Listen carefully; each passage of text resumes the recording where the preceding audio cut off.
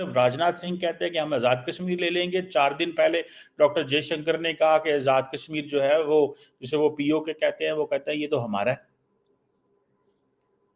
ये तो हमने ले लेना है।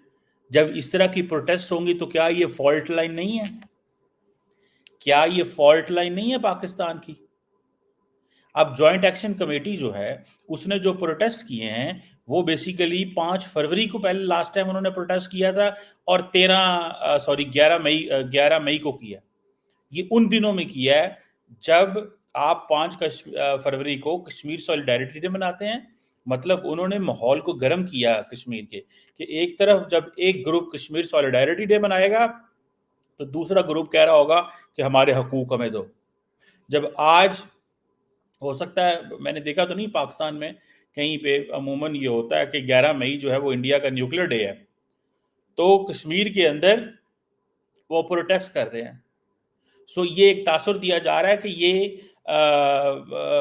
ये चीज़ें जो हैं ये बड़ी, कि जनाब वहाँ पे तो हालात ठीक नहीं है।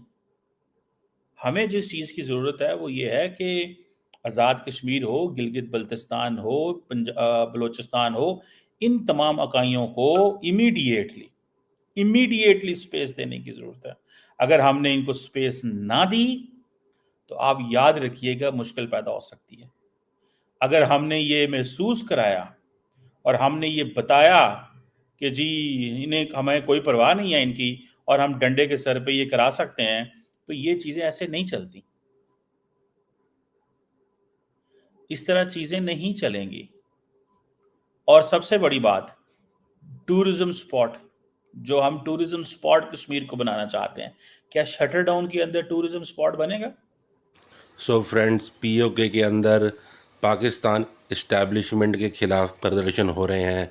वहाँ की आवाम चाहती है कि वो भारत में मिल जाए, और जैसे भारत में तरक्की हो रही है उसी प्रकार पीओके के अंदर भी अच्छी तरक्की हो। दोस्तों, कोई भी आवाम अपने ऊपर जुल्म नहीं मतलब सह सकती। एक स्टेज आती है, उस समय तक सहती है, और उसके बाद जब पानी बहुत ज़्यादा मतलब हद से ऊपर हो जाता है, उस समय आवाम के अंदर खुद परमात्मा आते हैं, और परमात्मा आने के बाद अच्छाई के रास्ते पे सारी आवाम को मतलब चलाते हैं। क्या व्हील जैम इसमें किया जा सकता है? जो व्हील जैम के दौरान आप टूरिज्म कर सकेंगे?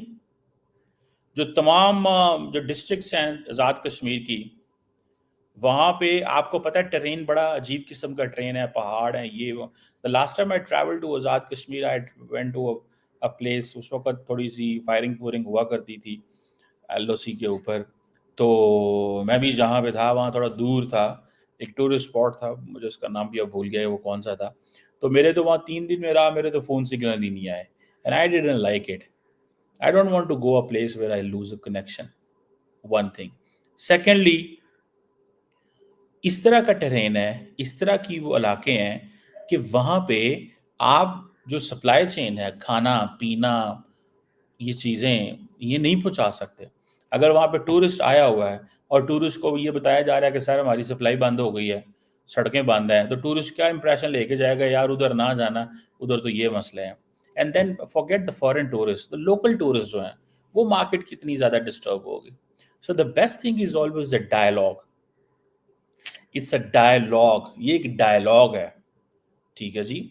और ये डायलॉग जो है इसको हमें जारी रखना चाहिए और उसी पे काम करना चाहिए। अगर हम really, if we are really interested कि हम इंडिया का मुकाबला करना चाहते हैं, इंडिया का मुकाबला जब हमने करना था वो न्यूक्लियर में कर लिया।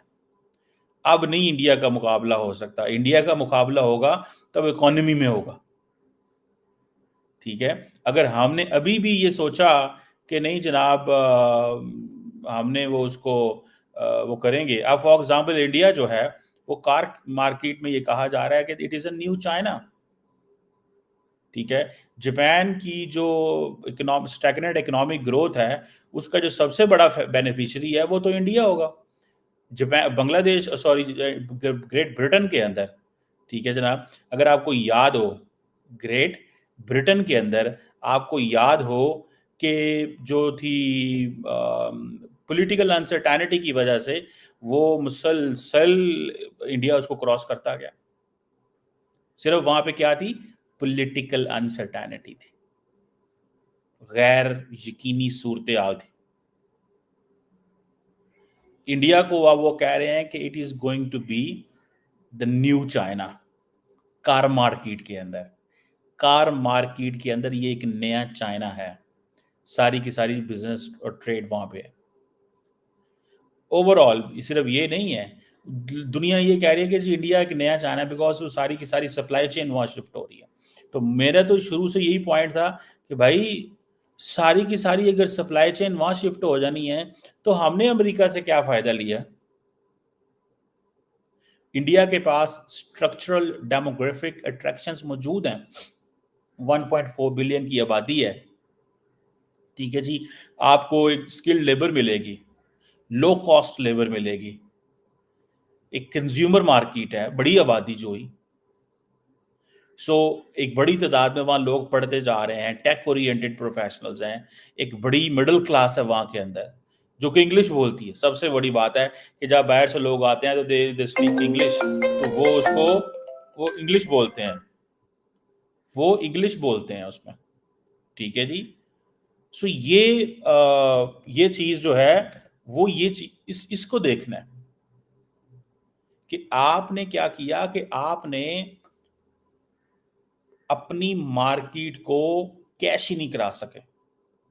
ये जो हम कह रहे हैं कि 250 मिलियन की मुल्क है, इंडिया हमसे 5 गुना बड़ा है इस हिसाब से भी, 250 के हिसाब से भी। और वो जो मैंने आपको इंडिकेटर्स गिनवाए हैं, क्या हम कश्मीर के अंदर ये इंडिकेटर्स ले सकते हैं? क्या हम कश्मीर में लोगों को स्किल्ड लेबर देंगे अगर कोई इन्वेस्ट करना चाह रहा है? क्या हम एक बड़ी कंज्यूमर मार्केट हैं? वो तो हैं हम, लेकिन इतनी बड़ी नहीं है जितनी इंडिया डेफिनेटली।